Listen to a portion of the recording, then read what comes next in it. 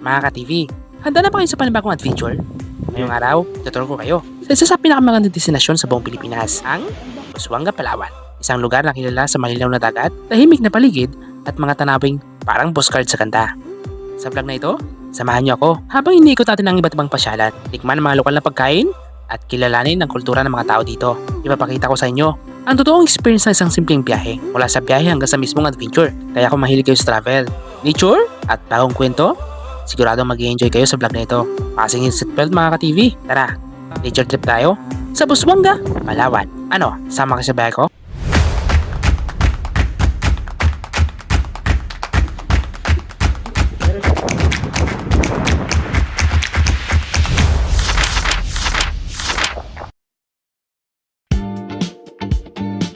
Ang bayan ng Busuanga is a third-class municipality in Palawan. According to the year of 2024 census, it has a population of 26,974 people in this province. Pero saan nga ba nagmula ang salitang Busuanga? Nagmula ang salitang Busuanga sa isang pangalang lokal na ibig sabihin ay pagputok o bukol, na tumutukoy naman sa madalas na pagbaha ng ilog na sinubukang kontrolin ng mga residente rito gamit ang mga dam.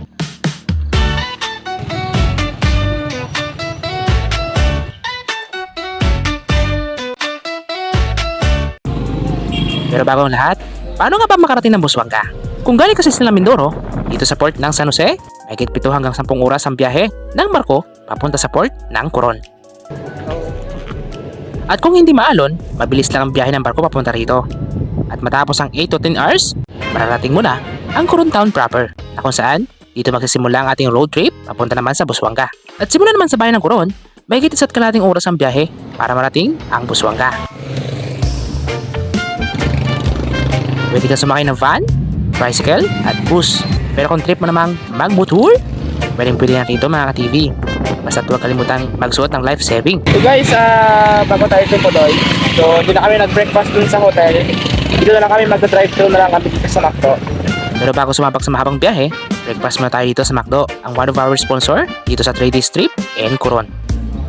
At patapos ng ilang minuto, start na tayo sa mahabang biyahe.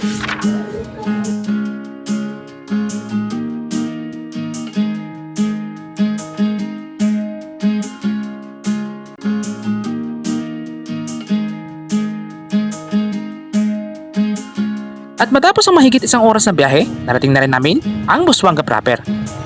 At sa mga first time pumunta ng Busuanga, pwede kang pumunta ng tourism office, lalo na kung wala ka pang itinerary. Nang sa gayon, pwede ka na lang i-guide sa mga tourist attraction dito. At ang first trip namin, ang kanilang municipality. At kung hanap ay matutuluyan, ang first choice na pwede mong puntahan, ang Awa Puhi Hotel and Resort. Meron silang pool at may mga accommodations. So, nandito tayo ngayon guys sa Awa Puhi Hotel, no? Dito pa rin yan sa Coron. So, check naman natin ngayon guys yung kanilang mga room. Wow! Dito sa kanilang room guys, meron silang 2 beds. So, merong 2 heads, pang 2 heads and may pang 1 heads. Ayan. So, pang family room to guys. Then, meron silang flat screen TV. Ayan. Of course, meron silang aircon. Malamig yung aircon nila. Lambot din yung kama, no? Lambot. Ayan. Sarap mag-stay dito guys. And of course, meron din silang ceiling fan. Ayan. So, ito yung lang comfort room guys. Meron silang hand washing, shower area, and of course, meron silang bowl. At kung gusto mo namang malapit sa beach, pwede kang pumunta ng Rio Playa. At dito, pwede mong ma-enjoy ang iba't ibang adventure, tulad ng camping, at meron din silang water activities, tulad ng kayak at pedal boat.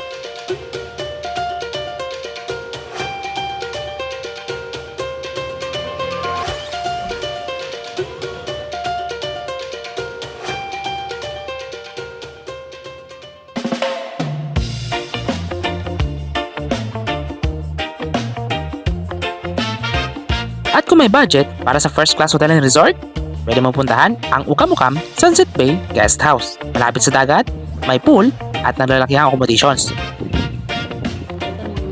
So dito guys, ay pwede mo siyang rentahan itong buong bahay na ito. 11,000 sa isang araw, no? So malaki na yung buong room, no? Para siyang isang buong bahay na siya. na pwede mo siyang rentahan na ilang araw. So maganda na, malaki na. May comfort room. So meron silang balcony. Ayan. And of course, meron silang kitchen. Dirty kitchen. So yan. Ganda, solid. At hindi lang yan mga ka-TV.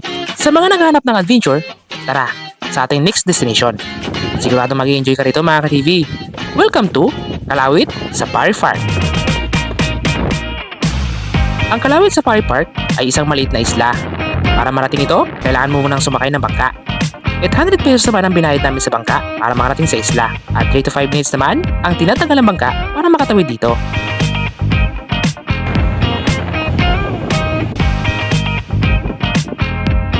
At para makapasok sa loob, kailangan mo munang dumaan sa visitor centers para makapag-rehistro at makapagbayad ng fees. At sila rin ang nagbibigay ng impormasyon at mga patakaran sa mga pwede at bawal na gawin sa loob ng park. At pagkatapos ng kunting orientation, sumakay na kami ng truck. So guys, after natin na maglagin sa loob, yan, magbayad ng fees. And ito yung sasakyan natin guys na truck para libutin yung loob ng Kalawit Safari Park. Malayo pa man kami sa area, sasilayan mo na ang may puti at itim na kulay na zebra. At pwede ka magkaroon ng pagkakataon na makapagpa-picture sa kanila. Hindi nga lang sila pwedeng hawakan. Hindi sila tulad ng giraffe na pwede mo silang pakainin o hawakan. Sa kabilang parte naman, may area para sa mga bisita. Pwede mong ma-experience pakainin ng mga giraffe. Mas maraming time para magkaroon ng moment sa kanila. Kok, alam mo ba kapag ang giraffe uminom ng kape, pag mapos ka lang dyan, malamig na. Paano? Hindi lang giraffe at zebra ang pwede nyo makita rito. Sa loob ng safari, may mga local animals din sila mga encounter mo dito.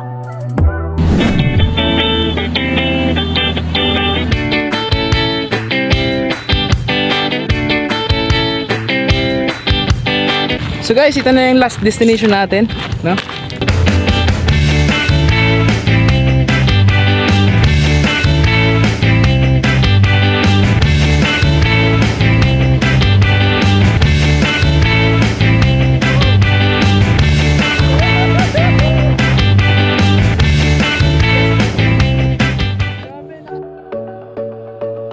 At para naman sa mga gusto ng island hopping, ang Busuanga ay mayroong maliliit na isla tulad ng Black Island. Para marating ito, kailangan mo muna maglaan ng 40 to 45 minutes para marating ang isla. Malaburakay ang puti ng buhangin, malinaw ang tubig at malamig ang simoy ng hangin. Sa mga pupunta ng isla, meron silang cottage na pwede mo rentahan. At alam niyo ba mga ka-TV, ang Black Island, pwede mo na rito ma-experience ang caving. So ngayon guys, nandito na tayo ngayon sa caves. Sa pinakamalaking caves dito sa Black Island. Ayan oh, laki, grabe. Solid. Tapos pasukin na natin. Grabe. Wow. Meron sa tubig guys oh. Tsaka luwang. Laki oh. Diba? So dito guys sa loob ng kuweba, may mga tubig. Ano po tawag dyan? Lagoon? Lagoon. Ah, mayroon siyang lagoon. Dito naman guys yung lagoon sa loob niya. Kaso medyo madilim lang siya guys. O ano, ang ganda di ba? Pero alam niyo ba ang pinakamaganda sa Busuanga? Ang mapuntahan at ma-experience ang mga lugar na pasyalan dito. So, what are you waiting for mga ka-TV? Hinihintay ka na ng Busuanga, Palawan. Sulit ba ang day tour mo? Para sa akin, masasabi ko lang, it's all worth it. Ito ang Darwin TV, na nagsasabing sa bawat hamon ng buhay, dapat work hard, aim big. Sa araw na to tayo'y magkasama, Darwin TV Vlog, tara na't sumama. Adventure natin walang makakahadlang, sa saya tawa tayo'y maglalakbay. Tara na't sumama sa reggae vibe ng ating barkada. Hawak ang saya at damang-dama, Darwin TV Vlog, sa tuwa ay kasama.